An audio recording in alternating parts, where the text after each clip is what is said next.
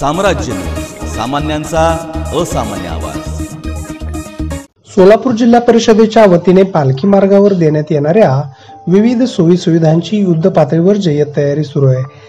पालखी मार्गावरील विविध सुविधांची व पालखी तळाची अंतिम टप्प्यातील कामाची पाहणी जिल्हा परिषदेचे प्रशासक तथा मुख्य कार्यकारी अधिकारी कुलदीप जंगम यांनी केली आहे।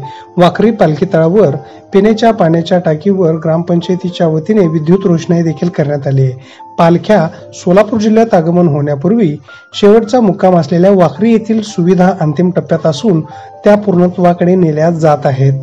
मुख्य कार्यकारी अधिकारी कुलदीप जंगम यांनी आज वाखरी व भंडीशेगाव येथील पालखी तळ स्नानगृहाची व्यवस्था तसेच शौचालय बसवले आहेत त्या ठिकाणची पाहणी करण्यात आली। त्याच समवेत उपमुख्य कार्यकारी अधिकारी अमोल जाधव, गट विकास अधिकारी सुशील संसारे, बांधकाम विभागाचे उप अभियंता लोटके, ग्रामीण पाणी पुरवठा विभागाचे उप अभियंता करवटे यांच्यासह विभाग प्रमुख यांची उपस्थिती लाभली होती।